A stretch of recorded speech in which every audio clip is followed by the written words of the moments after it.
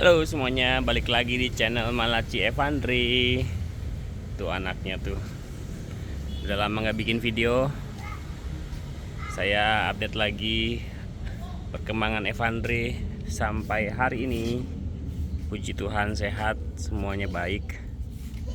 Evandri bulan Juli kemarin kalau nggak salah ya. Bulan Juli endoskopi kembali, evaluasi. Setelah sebelumnya, yang sebelumnya itu di endoskopi, tapi sebelum-sebelumnya ya maksudnya ya, sebelum yang bulan Juli ini maksudnya itu di endoskopi ligasinya 4 titik, tapi di bulan Juli kemarin di endoskopi ada ligasi lagi sekali, 1 titik maksudnya ya. Dan Evandri memang ada wilayah varises esophagus ya, dan Evandri sampai hari ini itu nggak minum obat propanolol ya, karena memang dia ada riwayat asma juga ya. Mungkin banyak yang belum tahu, buat mama-mama ya, papa-papa yang anaknya atresia biliar juga dan mulai ada indikasi varises esophagus dengan ditandai dengan BAB yang hitam, ada darahnya gitu ya, dan sudah mulai ada muntah darah, itu berarti ada pembuluh darah yang sudah mulai pecah di saluran cernanya. Itu harus minum propanolol ya. Ini saya sharing sedikit ya untuk varises esophagus ya, berdasarkan pengalaman yang saya mengerti ya. Karena memang anak atresia biliar ini kan memang terjadi hipertensi porta ya di dalam livernya. Jadi maksudnya karena ada kerusakan, hati-hati dong, karena ada kerusakan dalam livernya, jadi jaringan-jaringan pembuluh darah di dalam livernya itu banyak yang tersumbat, yang mengakibatkan aliran darah di dalam livernya itu mencari jalan yang masih ada di pembuluh darah sekitarnya. Jadi dipaksa untuk mencari jalan, diakibatkan karena pembuluh darah yang rusak begitu. Nah, bagaimana pembuluh darah itu bisa mencari jalan? Karena ya pastinya ada, karena ada detak jantung ya, ada darah yang dipompa oleh jantung. Nah, maka dari itu untuk anak-anak yang terindikasi varises esophagus ya, kenapa? Ini mau itu lihat. Ini lihat coba. Bye. Saya lanjutin lagi ya. Dipotong-potong sama bocil nih. Ya, karena anak-anak yang terindikasi varises esophagus itu sebenarnya tidak boleh terlalu capek, karena kalau terlalu capek pasti kan detak jantungnya semakin cepat, dan karena detak jantung semakin cepat, jadinya aliran darahnya pun akan semakin kenceng gitu bahasanya ya, akan semakin kuat, akhirnya ya berpotensi pembuluh darahnya pecah seperti itu ya. Itulah kenapa untuk anak yang varises esophagus penanganannya diminumnya propanolol. Propanolol itu sebenarnya seperti obat jantung ya, untuk menekan detak jantung. Maka dari itu untuk yang anak-anak yang mengkonsumsi propanolol itu harus dikontrol nadinya, terutama pada saat tidur ya. Pada saat tidur harus dihitung standarnya berapa. Misalkan kalau si Evandri ini waktu awal-awal itu harus 80 ya, 80 detak per menit kalau nggak salah ya, hitungannya per menit ya. Jangan dimasukin gitu Van, angkat Vandri, angkat, nggak boleh itu, masa aduh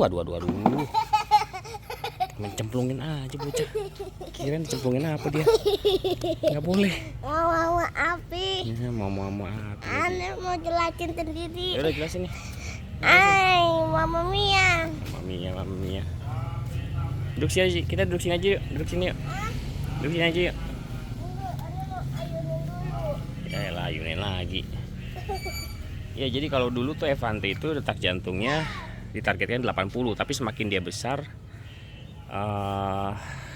kayaknya harus lebih diturunin lagi. Jadi sekarang ini dia detak jantungnya itu antara 60 sampai 70 pada saat dia tidur ya, dan dia kondisinya nggak minum propanolol seperti itu ya. Puji Tuhan dia detak jantungnya memang masih dalam hitungan gitu, masih dalam syarat ya, walaupun dia nggak minum propanolol. Karena memang di kesehariannya juga saya jaga dia untuk nggak terlalu capek kayak gitu. Jadi ya paling saya ngakalinnya ya untuk membatasi aktivitas dia aja, biar dia nggak terlalu lelah.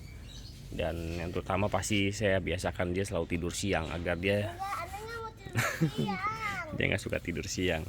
Jadi biar badannya teristirahat begitu dan detak jantungnya bisa lebih terbiasa untuk tenang begitu, nggak cepet terus. Itu ketidur siang, aneh sukanya Main mulu. sama api Muah. Kamu ada mau ngomong apa gak? Iya, Apa mau ngomong apa? mau api. Ngomong api. Ya Evandris ini sekarang sudah kelas 3 dan dia sekolah di tempat yang formal. Kelas 1. Ya seperti biasa ya, saya sudah pernah singgung di video sebelumnya. Sekolah formalnya dari jam 7 pagi sampai jam 12, bahkan bisa sampai jam 1. Memang cukup panjang, tapi puji Tuhan dia kuat. Dia kondisinya stabil. Yang penting nggak batuk pilek, nggak demam, dan asmanya nggak kambuh gitu ya. Ya tadi saya belum singgung ya, kenapa ya anak asma itu nggak boleh minum propanolol.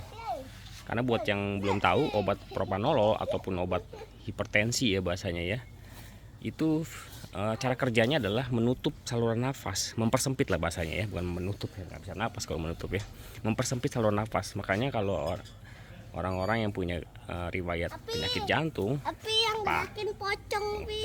pocong, apa sih pocong? Atau kunti bogel. Kunti bogel apa itu? Nggak ngerti papi. Ya jadi kalau orang-orang yang menderita jantung, maka dari itu kalau dia biasa minum obat hipertensi, nggak ngapa-ngapain aja dia bisa terlihat kecapean begitu ya. Maksudnya aktivitasnya dia biasa aja tapi kok berasa capek gitu, karena memang kadal itu. Karena memang saluran nafasnya bekerjanya ya mempersempit saluran nafas gitu bahasanya.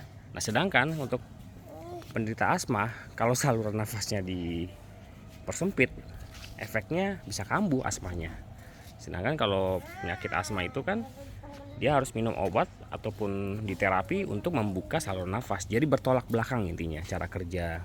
Evandris, jangan, nggak boleh, masa dicemplungin begitu. Ya udah cemplung sana. Ya jatuh.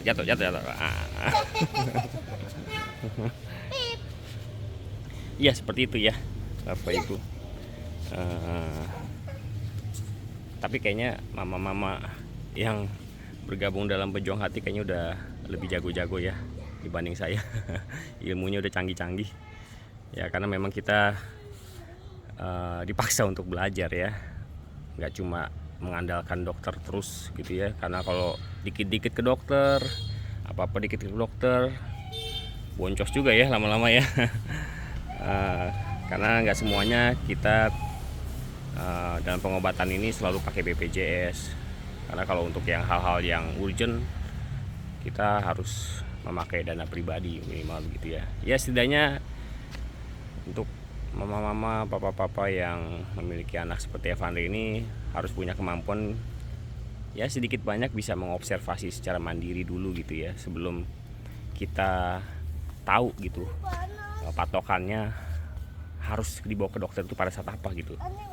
Ya kalau dikit-dikit bawa ke dokter kan pusing juga ya, dikit-dikit bawa ke IGD, ke rumah sakit. Habis itu bayarnya mahal. Nah tuh bayarnya mahal lagi, dia tahu tuh. Ke dokter Anita. Oh, iya.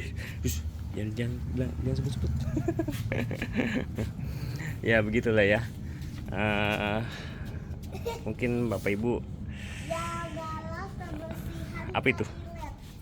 Oh iya itu toilet. Jangan masuk. Inventory. Jangan masuk. Udah kita mau main nggak? Main bola? Iya ayo. Oke paling sampai sini dulu videonya Bapak Ibu Saudara. Mungkin bisa punya bayangan untuk kondisi Evandri sekarang usianya 8 tahun, September nanti 8 tahun ya, karena masih 7 tahun.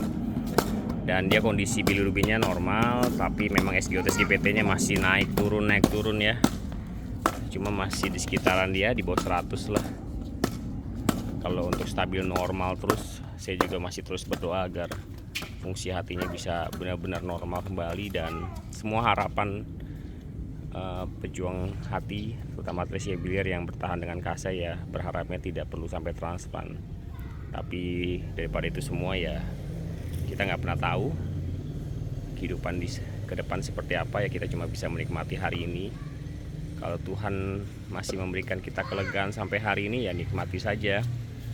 Ya, hari depan biar Tuhan yang berencana dalam hidup kita. Dadah. Bye bye. Bye bye. Kamu kok di sini sih? Kelihatan muka di sini dong. Bye. Dah.